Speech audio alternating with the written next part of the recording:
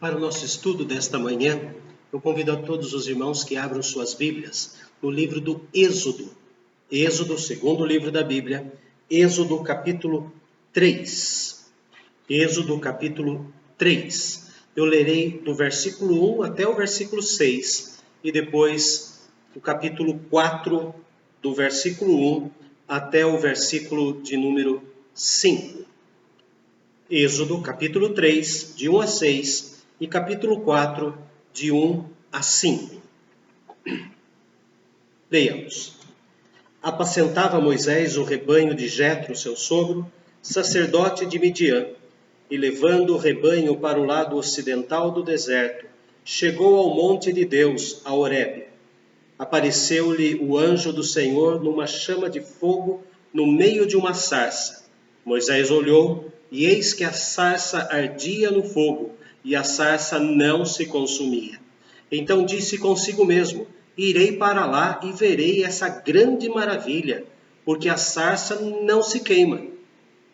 Vendo o Senhor que ele se voltava para ver, Deus, do meio da sarça, o chamou e disse: Moisés, Moisés. Ele respondeu: eis-me aqui. Deus continuou: não te chegues para cá. Tira as sandálias dos pés, porque o lugar em que estás é terra santa. Disse mais: eu sou o Deus de teu pai, o Deus de Abraão, o Deus de Isaque, o Deus de Jacó. Moisés escondeu o rosto, porque temeu olhar para Deus. Capítulo 4, de 1 a 5. Capítulo 4, de 1 a 5. Respondeu Moisés: mas eis que não crerão, nem acudirão à minha voz, pois dirão: o Senhor não te apareceu. Perguntou-lhe o Senhor: que é isto que tens na mão? Respondeu-lhe: uma vara. Então lhe disse: lança-a na terra. Ele a lançou na terra, e ela virou cobra, e Moisés fugia dela. Disse o Senhor a Moisés: estende a mão e pega-lhe pela cauda. Estendeu ele a mão, pegou-lhe pela cauda, e ela se tornou em vara, para que creiam que te apareceu o Senhor, Deus de seus pais, o Deus de Abraão, o Deus de Isaque e o Deus de Jacó. Encontramos nesse texto a experiência de Moisés, um homem que estava pastoreando o rebanho do seu sogro Jetro. Tinha um serviço comum, tinha um trabalho comum. Ele não era sacerdote era Jetro. Diz o texto que ele era o sacerdote de Midian. Moisés, nós conhecemos muito bem a história, que ele nasceu, foi colocado naquele cestinho, nenhum crocodilo mastigou o cestinho e matou Moisés, até que a filha de Faraó o recolheu, cuidou como seu filho, trabalhou, estudou e viveu no palácio por 40 anos, depois foi visitar os seus irmãos judeus, hebreus na época, e lá então ele acabou entrando numa briga e matou um egípcio e teve que ir para o deserto. E ficou 40 anos no deserto, servindo Jetro, seu sogro, e lá então ele tem esse encontro com Deus.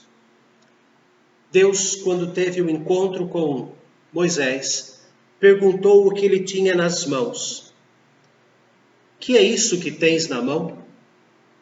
O que você está segurando? Uma vara. Então ele pegou, jogue no chão, jogou e a vara se transformou numa cobra. Diz o texto que aquele milagre deixou ele maravilhado, porém com medo. Ele fugia da cobra, até que Deus disse: vai, toca na cauda. E ela voltou a ser uma vara. No capítulo 4, lá no versículo de número 17, eu peço que abram agora. Capítulo 4, versículo 17.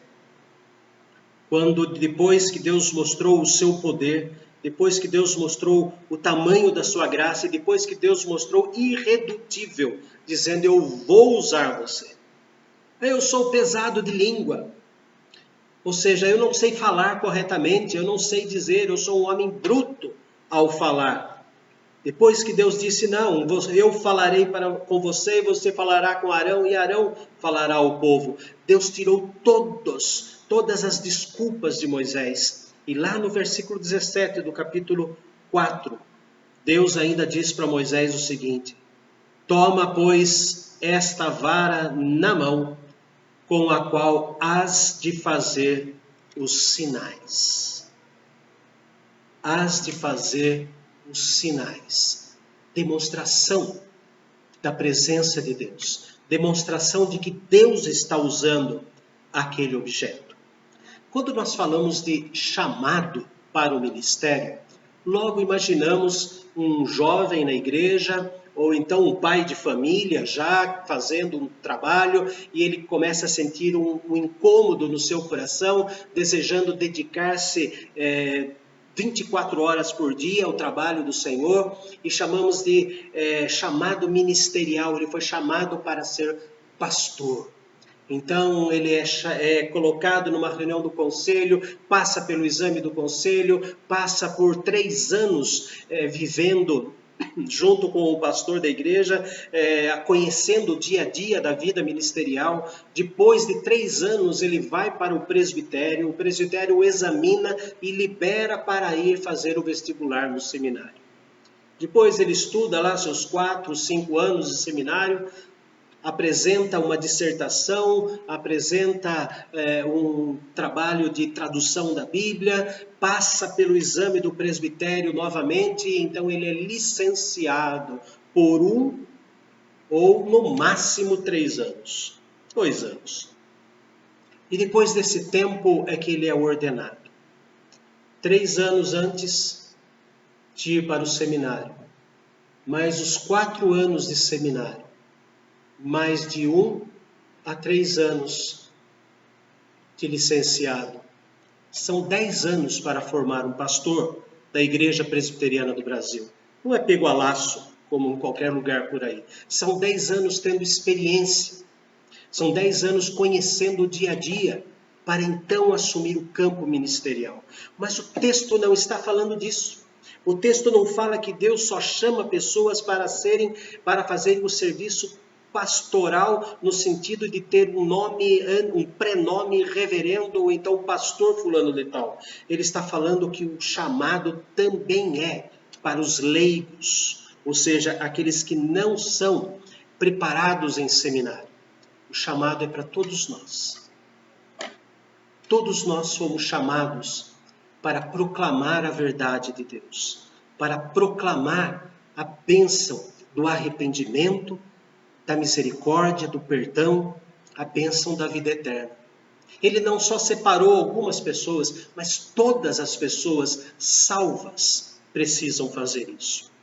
Nesta semana que se passou, temos falado muito a respeito de aquele que me confessar diante dos homens, também eu confessarei diante de meu Pai que está nos céus. Temos falado muito sobre esse pacto que o Senhor Jesus faz conosco. E eu quero pegar alguns elementos da vida de Moisés e mostrar que todos nós, homens e mulheres, adultos, idosos, jovens, adolescentes, pré-adolescentes ou crianças, Deus nos chamou para o ministério da palavra. Como ouvirão se não há quem pregue?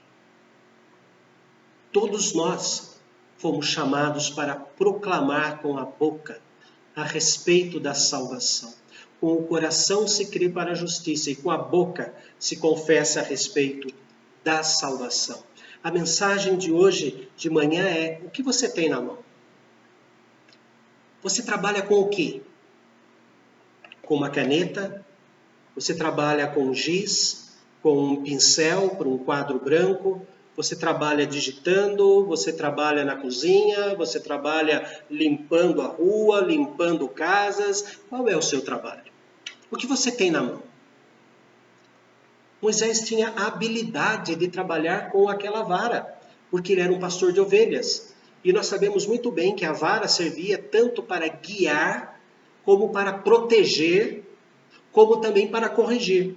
Então ele sabia cuidar do rebanho. Deus não disse, abandone isso daí, corra até lá o Egito e pegue os bastões dos sacerdotes de Ra, os bastões dos sacerdotes de Cá e de todos aqueles deuses egípcios. Não falou nada disso. Ele falou, pega o que você tem na mão. O que você tem na mão?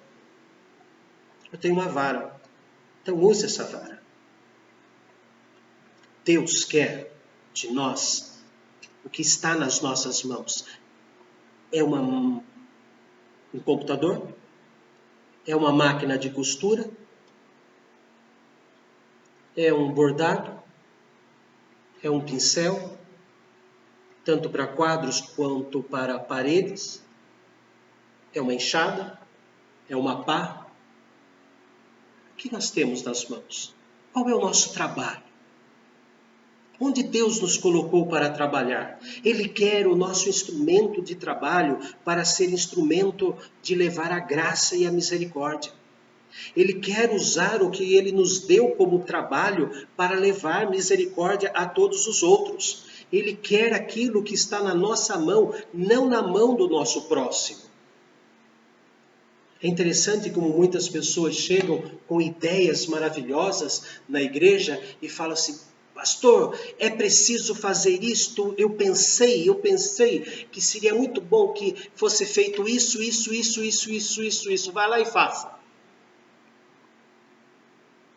Se você sabe, se você sentiu no coração, se Deus iluminou a sua mente para ter alguma ideia que é muito boa, que vai trazer frutos de salvação, compartilhe com o pastor, com o conselho, mas faça.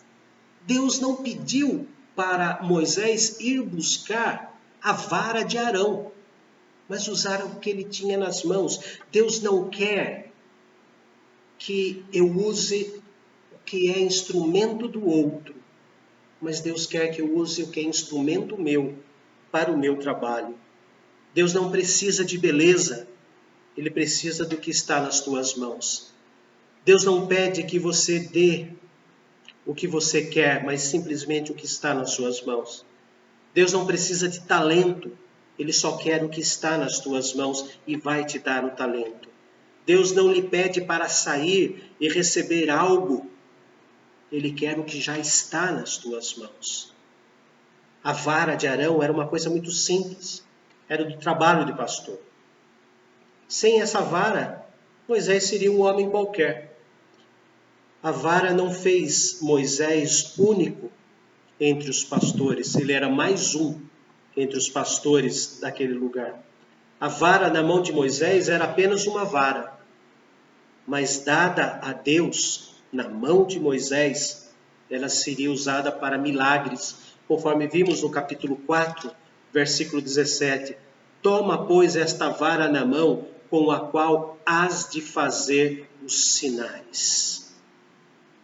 Se nós seguirmos na leitura bíblica do texto do Êxodo, nós vamos ver que Moisés chega diante de Faraó, no capítulo 7, versículo 12, e enfrenta os adivinhos de Faraó com a vara na mão. No capítulo 7, dos versículos 17 ao 20, ele bate com a vara no rio Nilo e o rio se transforma em sangue. No capítulo 8, versículo 5, ele de novo com a vara fere a terra e as rãs tomam conta da terra. No capítulo 8, versículo 16, ainda usando a vara, os piolhos cobrem todo o Egito. No capítulo 9, versículo 23, trazendo a vara na mão, com um trovão, o granizo cai sobre o Egito. Com a vara ainda na mão, ele faz vir vento com gafanhotos. Com a vara ainda na mão, ele faz com que o mar vermelho se abra, se levante em paredes. E com a vara na mão, o povo passa por aquele mar em terra seca, conforme diz o texto. Com a vara na mão, o mar se fecha e afoga o exército de Faraó. Com a vara na mão, ele vai até o Monte Horebe e bate na rocha para trazer água para o povo de Israel. O que é que você tem nas mãos? Deus não quer um intelectual apenas. Deus não está interessado nisso. Ele pode usar tanto o intelectual quanto o que não é intelectual. Ele pode usar tanto o rico quanto o pobre. Ele pode usar tanto o negro quanto o branco. Deus não se importa com essas diferenças que nós fazemos. A coisa mais importante para Deus é que você e o seu instrumento de trabalho estejam nas mãos de Deus. Você tem que ser um cristão profissional, não um profissional cristão. Existe uma diferença muito grande entre ser um cristão professor de um professor cristão. Existe uma diferença muito grande entre ser um cristão enfermeiro ou um enfermeiro cristão. Existe uma diferença muito grande entre ser um cristão catador de café de um catador de café que é cristão. Porque primeiro vem o nosso nome, primeiro vem o nosso estado. Somos filhos de Deus. E aquilo que temos nas nossas mãos será usado para Deus. Eu sou um cristão colocado naquele lugar. Eu não sou aquele lugar que por um acaso é cristão. O que você tem na mão? O que você usa? Nenhum de nós tem a mesma coisa nas mãos. Mas Deus usa tudo aquilo que nós temos. Existe uma ligação muito grande entre Deus e aquilo que estava nas mãos de Moisés. Deus fez várias perguntas a Moisés e Moisés tentou responder fugindo de todas. Mas Deus devolve aquilo que as mãos de Moisés, quando as mãos de Moisés entregou o cajado junto com a sua mão, entregou a vara junto com a sua mão, Deus devolveu a Moisés as bênçãos dele guiar não mais ovelhas de Jetro, mas guiar as ovelhas do Senhor, de cuidar das ovelhas do Senhor. Moisés, então, cria esta coragem e guia o povo por todo o deserto. O que você tem na sua mão? O que você tem? Moisés tinha um cajado. Em João 6, versículo 9, diz que um menino tinha 5 pães e 2 peixes e colocou à disposição de Jesus. Mateus 26, de 7 a 13, diz que Maria, da cidade de Betânia, tinha um vaso de unguento nas suas mãos e ela ungiu o Senhor Jesus. Em Atos capítulo 9, versículo 36 ao 39, diz que Dorcas tinha em suas mãos agulha e linha, e elas foram postas para o serviço do Senhor Deus. Falando nisso, agulha e linha, em tempo de coronavírus, muitos estão fazendo máscaras e doando. Isso é muito bonito. Mas existem outras coisas bonitas que quem usa agulha e linha pode fazer. Há poucas semanas atrás, eu vi um trabalho feito pela mãe das nossas irmãs Lucimara e Gilmara Gonçalves. Aquele quadro dos 2 caminhos. E ela bordou o quadro todo, inclusive os versículos bíblicos. Quanto trabalho aquela mulher teve. E como o quadro ficou bonito. E como ficou lindo. Lindo no sentido de cada alinhavo, é isso mesmo a palavra? Alinhavo? Cada vez que ela passava a linha e dava os pontos, com certeza ela estava repetindo aqueles versículos e repetindo a mensagem daquele quadro. Você pode fazer isso.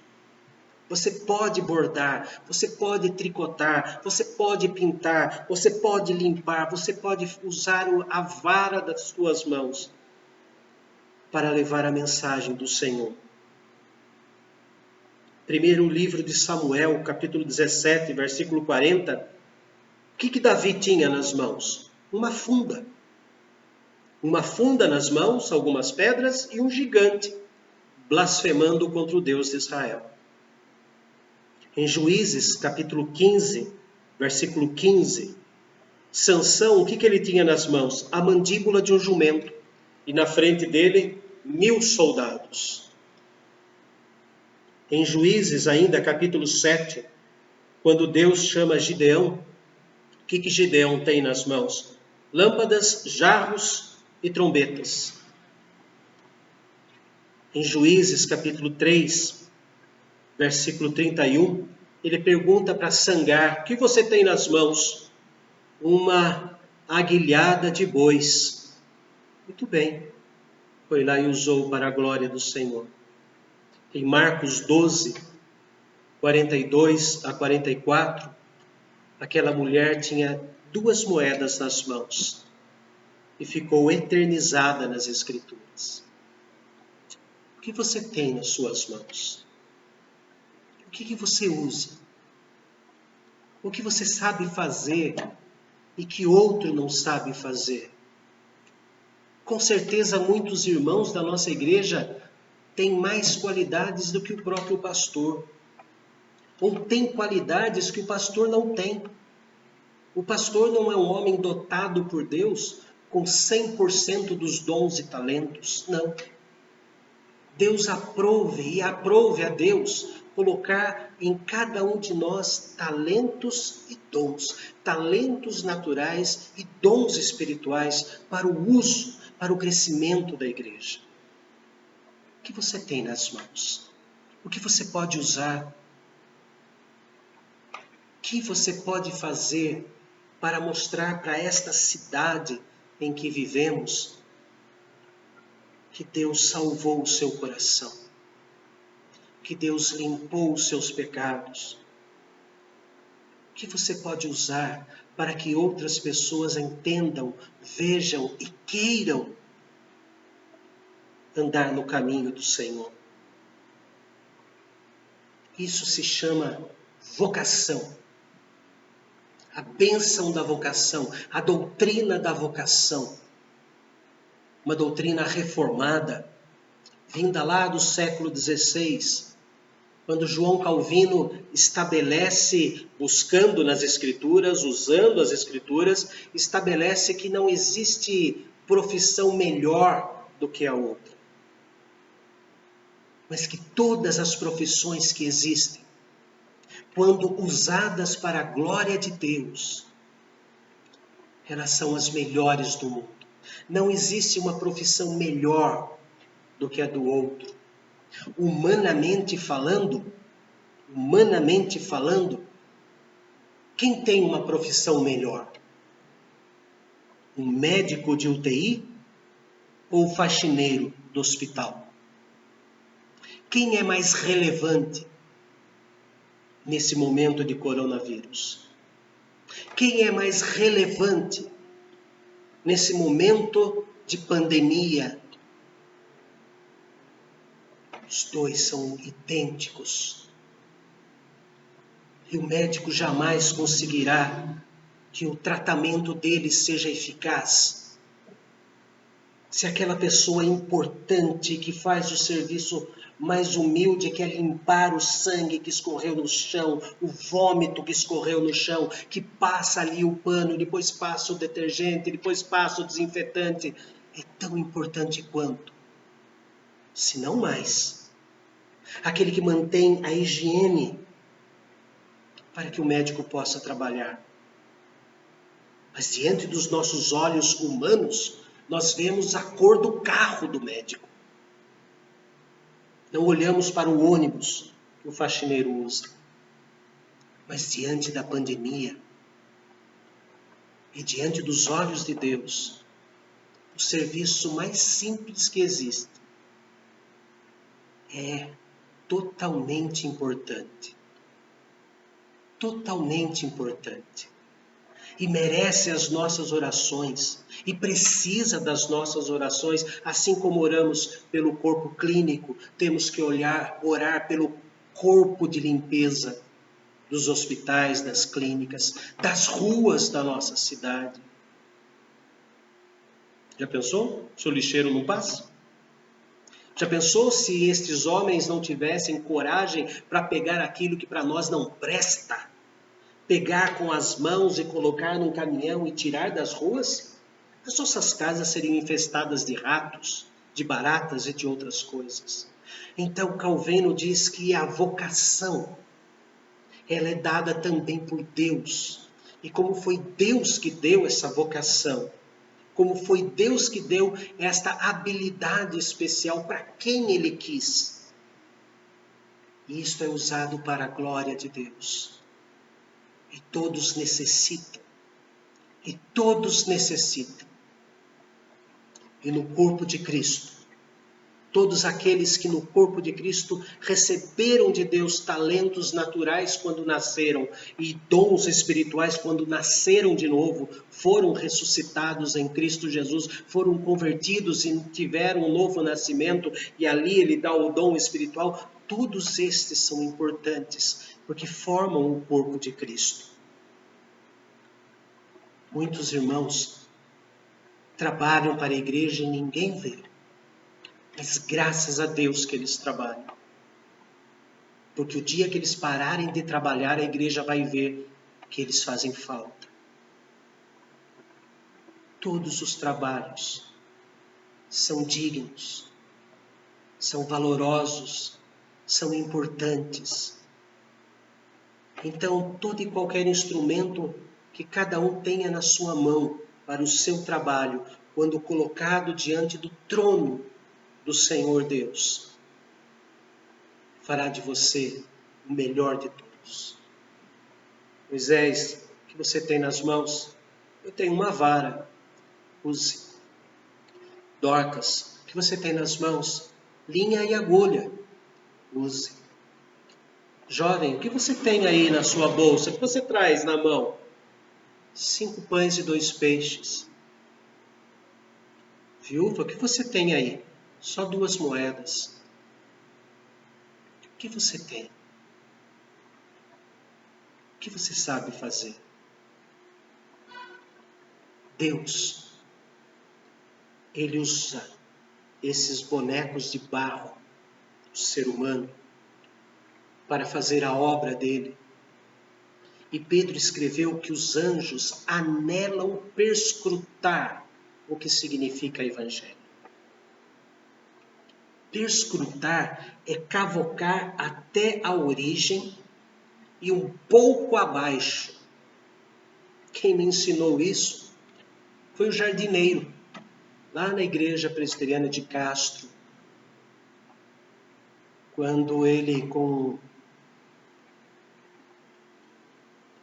uma de ferro assim, uma punção desse tamanho, ele enfiava na grama e puxava aquele torrão de terra. Eu falei, o que o senhor está fazendo, seu olegário? Ele disse assim, estou perscrutando, estou tirando a raiz do mato tiririca. Então tem que tirar embaixo da batatinha. Estou perscrutando. E aí, conversando com ele, eu descobri que ele era um advogado e que tinha tido, infelizmente, tinha tido uma triste vida, teve uma tristeza muito grande no seu trabalho, abandonou o seu escritório de direito, abandonou também o escritório que ele tinha de contabilidade e saiu pelo mundo sozinho, uma decepção muito grande, e lá ele começou a trabalhar como jardineiro. Mas ele fazia com maestria, porque ele fazia para a glória de Deus. O que Deus pôs nas tuas mãos? O que Deus pôs na sua mente? Que habilidade você tem e que pode ser usado para a glória dele, né? Pense nisso. Descubra. Consulte Deus. Ore, Senhor, eu sei fazer isto. Como é que o Senhor quer que eu faça isso para a tua glória? Coloque para Ele. Eu tenho certeza absoluta que Ele vai dizer para você o que você precisa e como você tem que usar. E como será para a glória dele, para o fruto de evangelização do seu trabalho. Meu pai faleceu em 2014. Eu fiquei 27 anos longe da cidade de Sorocaba e fui eleito para a igreja de Sorocaba para começar o ministério em janeiro de 2014. Eu assumi o pastorado em 2014 na igreja dos meus pais, dos sogros, no dia 4 de janeiro. No dia 7 de fevereiro, fiz o ofício fúnebre do meu pai. 3 anos depois, minha mãe foi atender a porta, alguém bateu palmas. A pessoa chamou, minha mãe foi até lá fora. Pois não, o Olívio está aí. Eu preciso fazer um convite para ele. Daí minha mãe disse, não, ele não está aqui. Ele está lá em cima. E aquele senhor começou a chorar. E disse para ela assim, quando eu trazia os meus carros para consertar na oficina do Olívio, lá nos anos 70 e 80, o pai aposentou em 83, quando eu trazia os carros para ele, eu era ateu. E eu via o carinho como ele tratava dos meus carros, e depois que consertava, ele falava de Jesus para mim.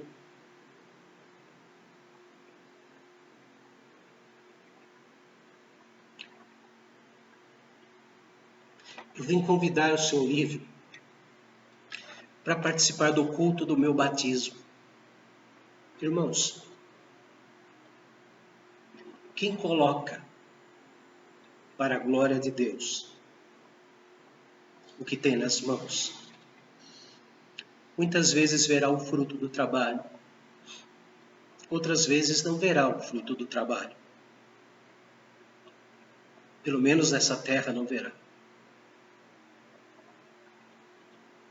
O que meu pai fez e fazia cada vez que entregava o carro consertado para aquele senhor nos anos de 1970 e comecinho de 80, transformou-se em bênção em 2014, 2015. Quanto tempo? De 1980, em números redondos, até 2015, quantos anos se passaram? E aquele senhor disse, eu vim convidá-lo para participar do meu batismo. Tudo o que ele falou é verdade.